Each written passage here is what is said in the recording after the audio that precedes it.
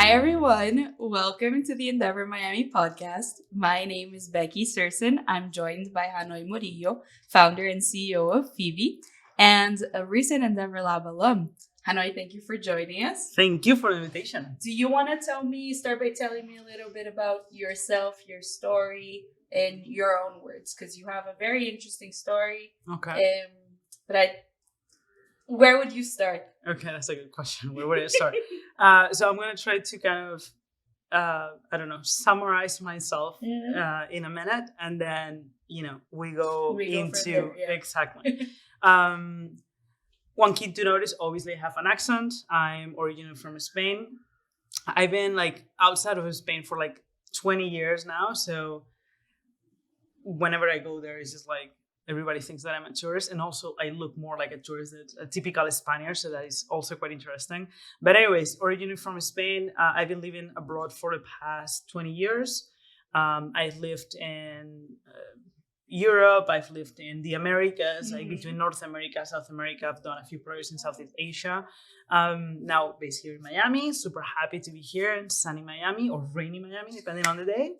And right now I'm the CEO and co-founder of Fivvy, which is a fintech, and we do basically software for banks. But before that, I spent the last 20 years in basically mostly tech. So I spent 12 years at Google, which is, I think, a company that everybody recognizes. I also took an executive role at IBM. And then I ended up as an executive in the banking industry. I ended up working at a bank in a digital and tech role, which was really interesting before I jumped into kind of building my own thing. And in between all that, I became an angel investor. So I started investing. I would say that I wanted to be an entrepreneur, but I wasn't successful because I was in love with my corporate career. And I was in love with what I was doing at Google and whatnot, but I always wanted to do something. So I started a lot of different things on the side. Never worked for obvious reasons. I mean, doing something for an hour a day is difficult that you build a business, but I did try. And I decided that, instead of trying to build something, since I wasn't dedicating 100% of myself, I would at least give my expertise to startups. So I started mentoring and whatnot. That's awesome. And I moved from mentoring to also putting money behind. So I started, my little investment adventure, which took me into different adventures later in life. And also I've written a couple of books, and I don't know, I do a bunch of different things. That's awesome. Yeah. Thank you for sharing. I think let's start actually close to the end. You mentioned that you had always, while you were working in corporate at Google, Scotiabank, you would dedicate an hour a day to building something. Didn't work out. What would you say was the push that made you decide, okay, I'm going to fully dedicate my time to building a new company. I'm going to leave my corporate job and spend 40 hours plus a week doing at least 40 hours. At least 40 hours a week. So it was quite interesting because the initial idea of Fivvy came from a friend that just looked for me and said, I've been munching on this idea. And I'm oh, that's interesting. And we started brainstorming, and she was just I'm gonna, have someone actually that was kind of in the family that would like to maybe do something with it. So I'm gonna, pass this to him. And let's brainstorm again in a couple of months and see, where we are. And then a couple of months later, he called me and he's we've been munching on this. I'm yeah, I know. And who's my co-founder, this is Lucas. And he was just what do you think? And I'm I think it's interesting. I mean, there are many things that we need to do. But it's something interesting. There's something in there, right? And he was just listen, what if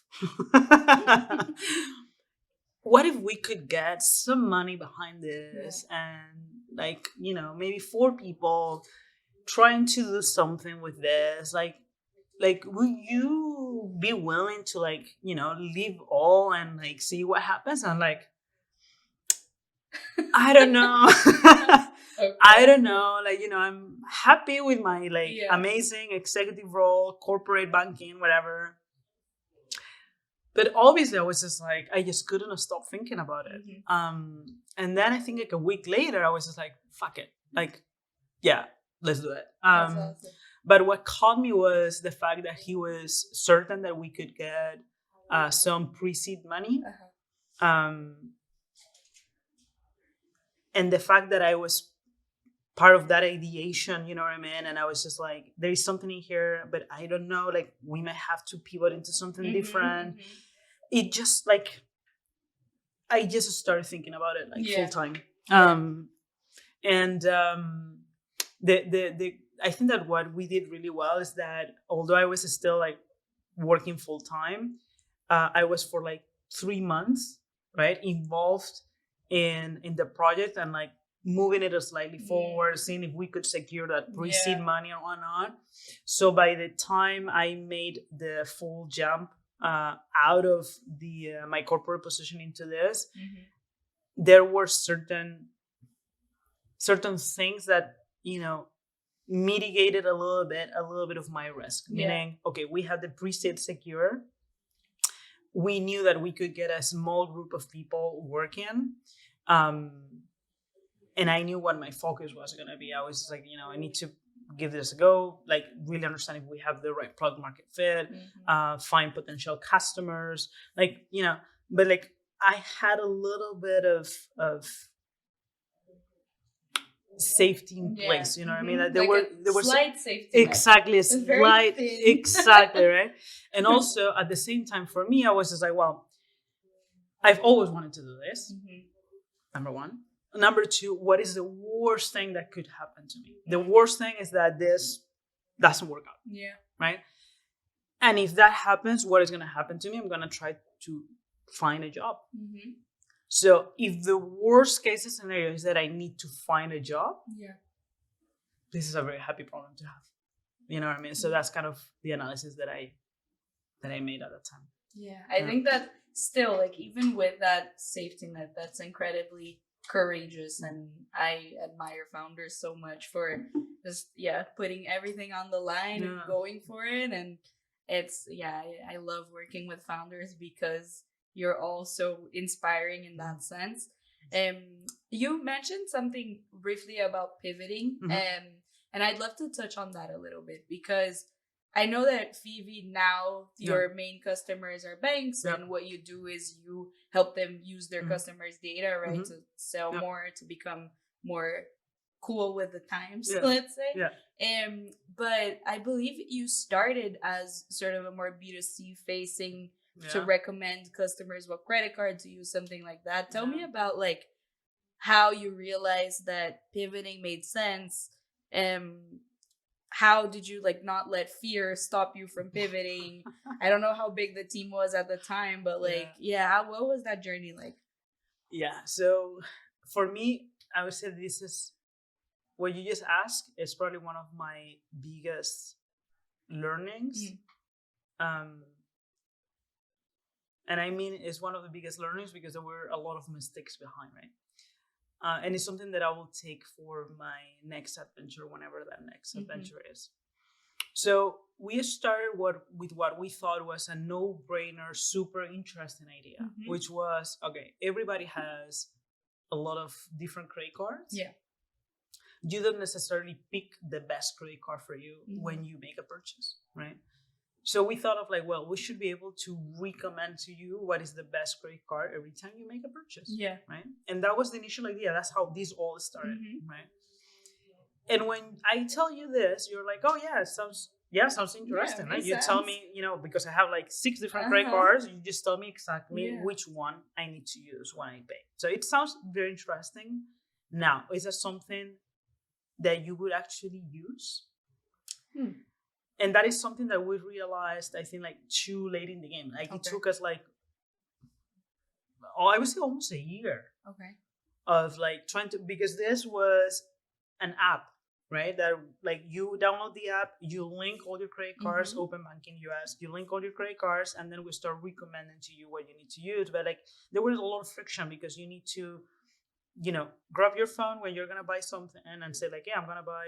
Like everything was categorized and whatever, but there was friction. Like we needed to create a new habit in people to check which credit card to use. And you're not like it was just too complicated. The idea was great, but nobody was gonna buy it. So that was a learning that we didn't want to have. Like we were obsessed with like, this is fucking awesome. Like people need to use this. And then we said like, okay, this is not working. But how did you find that out that it was because like nobody was using it. Okay, like, it was out, fully developed.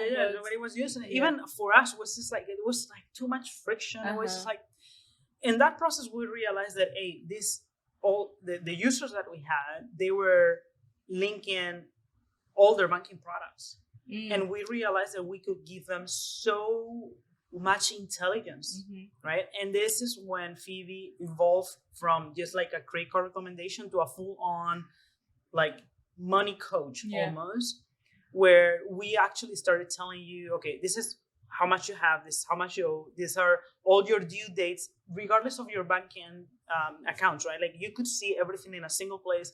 Think of a mint mixed with a wallet, mixed with a financial advisor in one platform, and it still exists, and it's in another journey. It's almost like a spin-off for us. But that was fucking amazing. And we're like, this is great. We're adding value. There is no friction. There is no nothing, right? But user acquisition is really expensive, right? Really expensive. And we're like, okay, we are not going to be able to survive because there is competition in this space. It's a very crowded space. We have something that is different, but it's such a crowded space that it's very difficult to make or to get the message across. And it's going to be very expensive. And then is when I thought, okay, we want to continue to be able to add value using data in a way that is beneficial for the final user, right? But I was in banking, right? And I was just like, we should be doing something that is also beneficial for the banks. And what if we put the two together, right? And then is when we realized that actually we had a great opportunity to utilize all the models and all the intelligence that we had created, but put it to the service of banks and have more of a B2B approach, which is more fundable, more stable, right? It's a completely different play, but it just made a lot of sense. And we were tackling like real pains in the market. So we pivoted again, right? And then when we pivoted into the B2B, we also had to find our product market fit within B2B. So out of all the things that we can do with data, what makes sense for the banking industry? And how do we create something that is scalable? How do we create something that integrates with the systems? So that took us like, again, we've changed. When I see my first decks with our B2C solution, I'm like, holy moly, like, and now we are this full on like SaaS platform with AI, and it's just ridiculous. And it's amazing, right? So it's been a journey, and it hasn't been an easy journey because like a lot of sleepless nights, a lot of stress, and a lot of like ego killing, right? Because you have this idea that you believe is the most amazing thing ever, and realizing that it is not, and that you need to transform it and create something else is a very, it's humbling. So yeah, it's been a very interesting journey. But then especially when I joined Endeavor, and I was talking to all these many entrepreneurs, and I realized that our journey was not different from like everybody else's. Like, I think I've met very few people that really they finish with exactly with what they start. Right? And I was like, okay, because I was just like, oh my God, this is not working. What are we gonna do now? But we made it work. Yeah. Yeah. No, that's, and I think it also takes a lot of courage to do that, right? To like not fully abandon what you're doing, but to understand that there isn't really a market there, and accept the defeats. And like you said, that is super humbling. And that brings me to sort of another topic that I wanted to touch on. So you obviously have had a very successful career in corporate and tech, and then founded your own business, but also have been an investor, have been a mentor, and you still decided to participate in EndeavorLAB, which is our earliest stage initiative. And I admire that so much, that desire to learn and continuously improve. Tell us a little bit about that. Like, what does learning mean to you, and what was the EndeavorLAB experience like, and why did you think you could benefit from that as well? Cool. Yeah, so something that I've learned is that, it doesn't matter if you look at my experience, and, I'm not the typical entrepreneur. Like, I'm not the typical, like, I don't know, 26-year-old, 30-year-old But is millennial. there such a thing as a typical entrepreneur, Is what... Maybe it's a stereotypical entrepreneur. So. Maybe that's it, right? But meaning that, I'm coming from like a very well-established corporate career. And you might find people with like very strong corporate careers that then jump into something else, but it's not that common as someone that, has had maybe a shorter professional career, and then they jump, or they are just entrepreneurs from the get-go, right? And you will think, well, you have like 20 years of professional career, and I've also invested, like I work with startups all the time. And you would think that why would you like join a program that is also for like beginners, right? Like I was saying, don't you know everything that there is to know? But like something that I realized like a long time ago is that you know nothing. Like literally, it's just, for me, being a full-time entrepreneur with like my own company that I had to like pivot and change. It was something new. Yeah. And there's so much to learn. So I think that you can never take for granted that what you know is all you need to know to start with. And that's how I approach things. It's just like, listen, even if I go there, right, and I know it all, which I always doubted, right? I know it all. For sure, I'm going to meet very interesting people. And for sure, at least I'm going to learn from other people's experiences, right? So at least, you're going to get that. And that is absolutely priceless from my point of view. But also, I learned a lot. But I also learned a lot because I approached this program with like complete open mind and a blank slate. And I don't care about what I know. Like I come here and I'm like, I'll absorb everything you're telling me. If it's something that I've already tried before, great, because you are reinforcing that what I know is still useful and valid in the world today. And maybe you teach me something that is completely new, and I'll say, okay, great, what I knew today or what I knew yesterday is just not relevant today. I'll just scratch that and learn something new. And I think that it's very important to always stay updated, always stay humble, and always stay learning.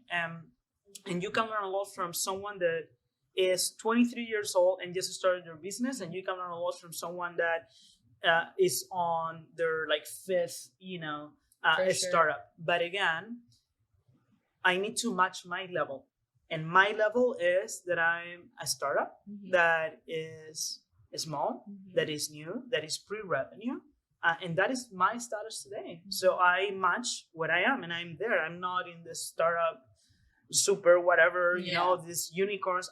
I want to be there. I'm not there yet. So it doesn't matter. Like, it's just like, this is where I am.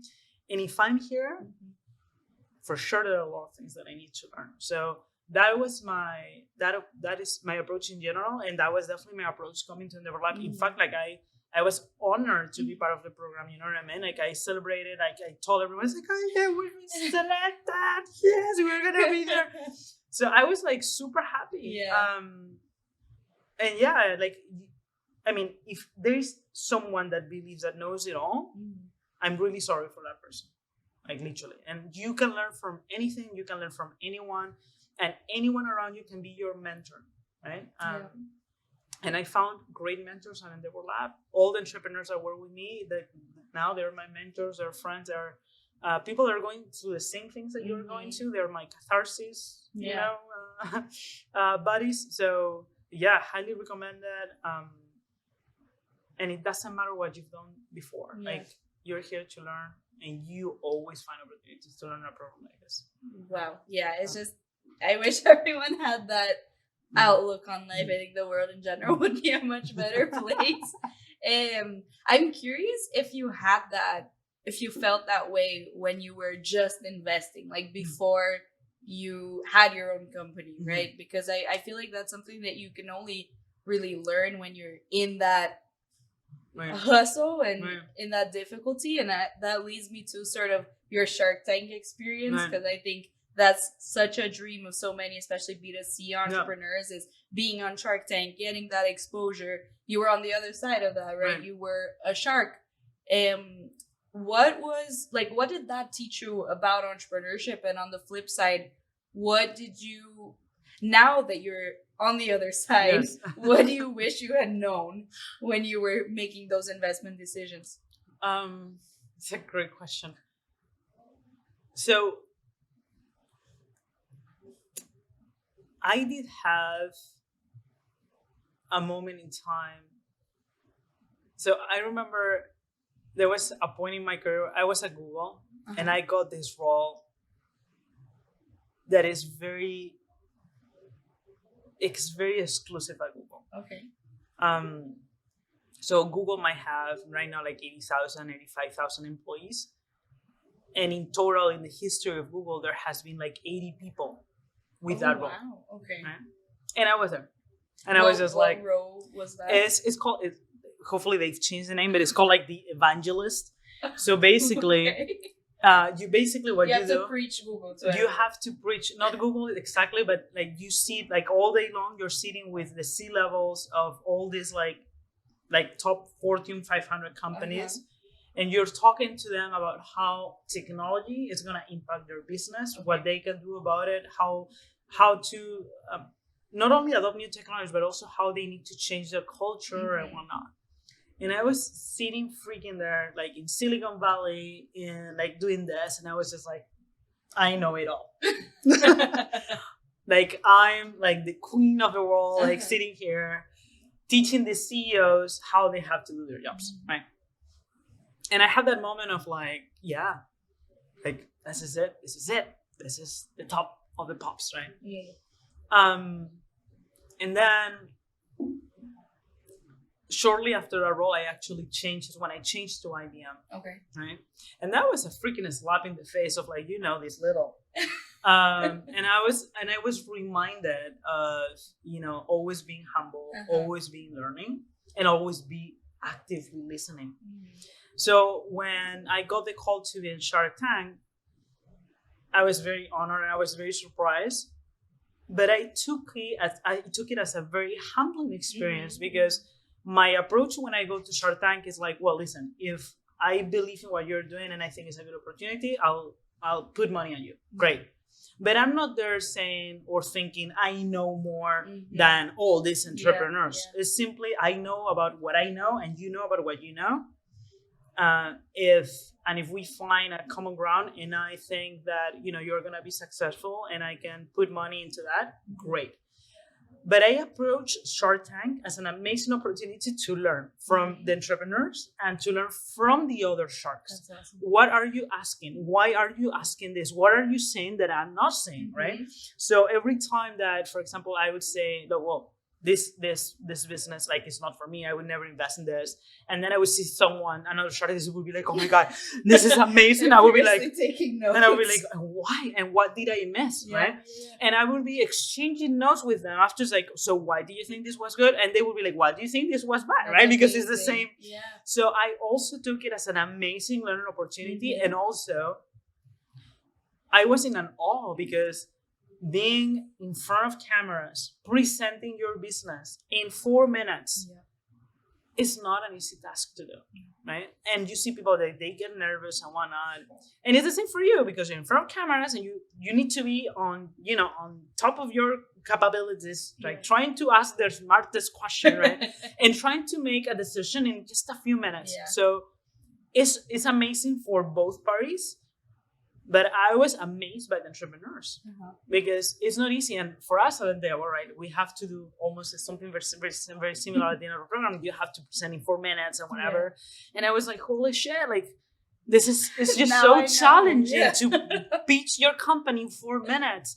And I don't have TV cameras on, and I'm not going to be appearing on national TV or on YouTube or whatever. Like, this is a private event. So I took it, first of all, as a great opportunity for me to support entrepreneurs and be part of the ecosystem. And I was also supporting, from my point of view, Colombia as a country, because I was in Shark Tank Colombia, and you support entrepreneurs in a country, and you're supporting that country as well. And I was very grateful to Colombia because I was there for 5 years, and I only grew, learned, I met amazing people. So I was like, what a great way to kind of give back, and a great opportunity to learn from the other sharks. And hopefully, make investments that hopefully, yield amazing returns in the future. So, I mean, it was great, but I never approached it as I know more than anyone else. I was just like, well, I know what I know, but I know I'm going to learn. And if I can find a business that I can support, great. Right? That's amazing. Is there anything that you wish you knew as when you were in that position, and comparing now that you're an entrepreneur yourself? More than knowing, I think that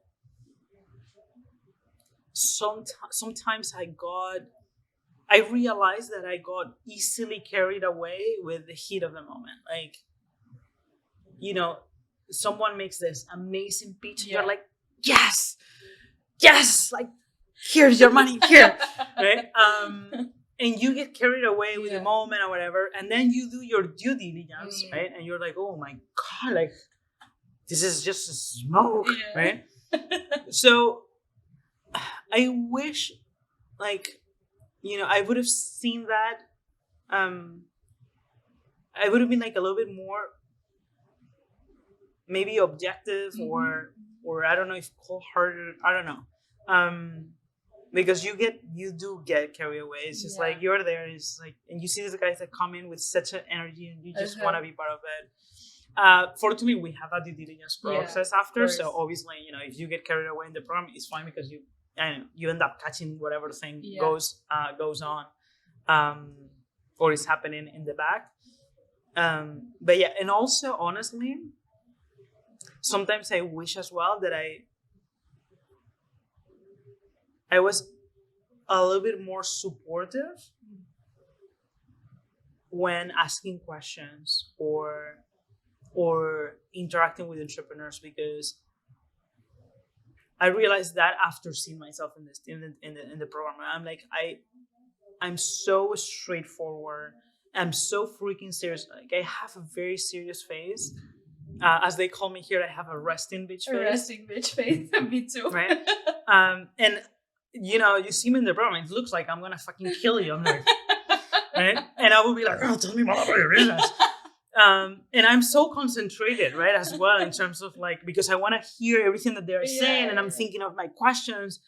And I was just like, they didn't feel love coming from me, they probably felt like heat coming from me. And I was just like, I wish it would have been like, I don't know, maybe softer, or I don't know, more like warmer, you know what I mean? Because it's tough to be there. It's really tough to be there. And I always understood that, but I didn't think that came across for them, right? Which is not bad. Again, like, you're in a TV show, and it's great that you get like some like, heat and whatnot. But I was just like, I wish I would have made them like feel a little bit more at ease, instead of feeling that they were in front of someone that was just like, judging or whatever, right? But that was just my face, and my concentration face is just trying to absorb all the information. So yeah, I would have loved to make them feel a bit more welcome. No, I get that. I think it's probably not even just you. I feel like all investors probably know that entrepreneurs are always so intimidated by them, and they shouldn't be, right? Yeah. So I think, it's probably a universal experience. Maybe. I'd love to lastly just wrap up on a little bit of a lighter note. I know that you're huge into fitness. You wrote a book called, I think, The Six Pack Executive, right? What does fitness and exercising, what role does that play in your day to day? And how does that contribute to your day to day and to running a business? Right. I've always like played sports or whatever growing up. So I've always been like fairly active, and I've always had an interest in a sport. Like I like watching the sports, and it's something that it comes natural. But like I've definitely with a purpose.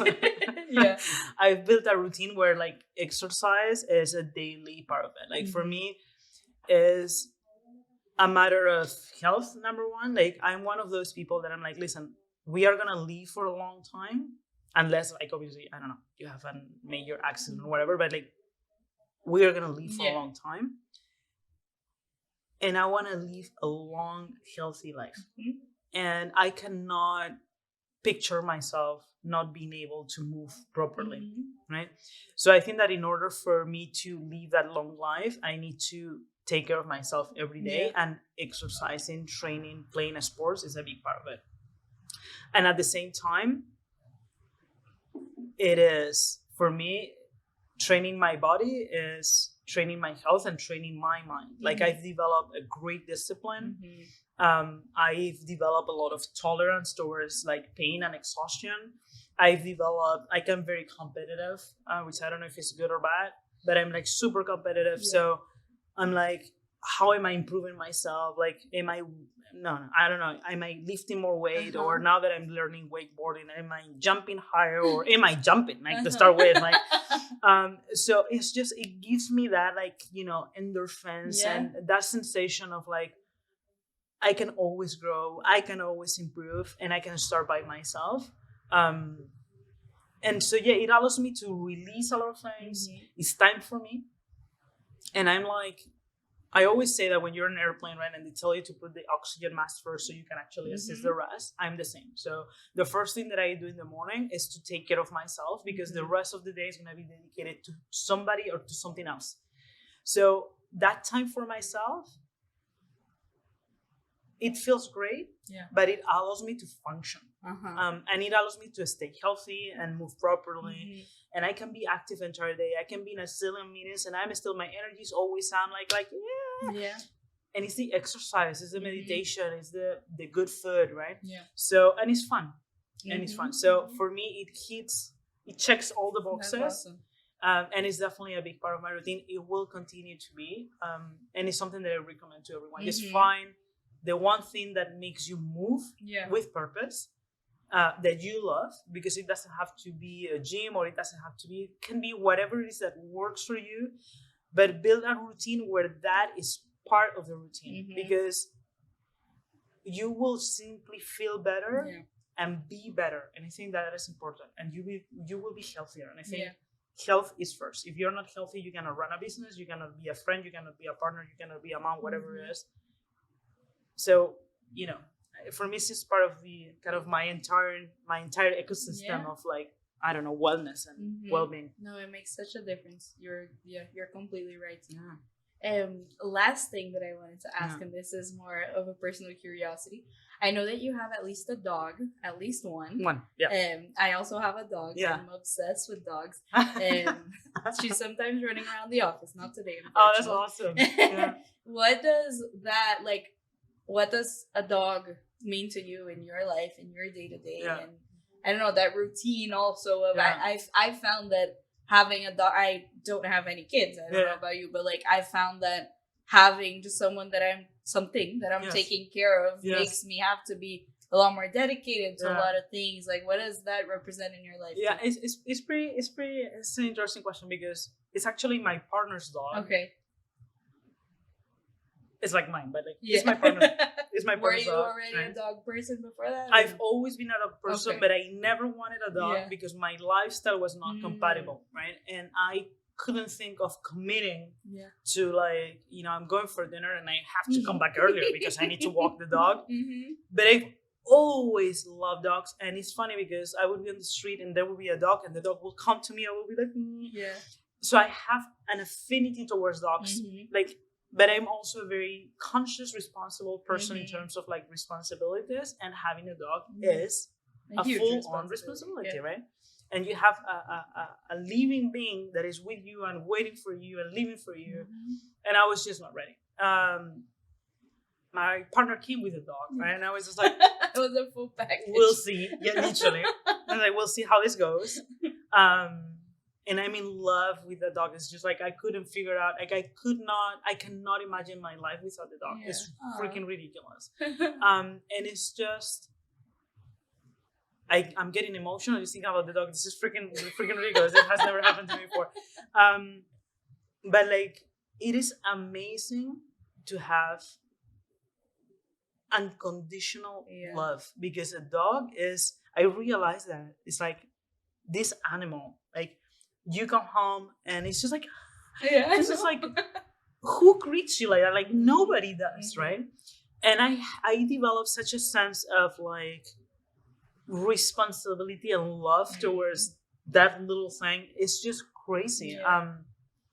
And it makes me, for me, it's a reminder of how easy it is to be nice to anyone. Like it could be your dog, but it's like your dog by default is nice to you. How come I'm not nice to everyone by default, right? So it makes me reflect on that a lot. It makes me greet you. My partner comes home and I'm like, because I'm like, I want to be like the dog, you know what I mean? And the energy is so clean and it's so honest. So I think it's amazing, and it's a responsibility. And I realized, you know what, like I don't care, like if I have to cut a dinner short to come back and see the dog. I freaking love it. So it has been a big change, unexpected, completely unexpected, and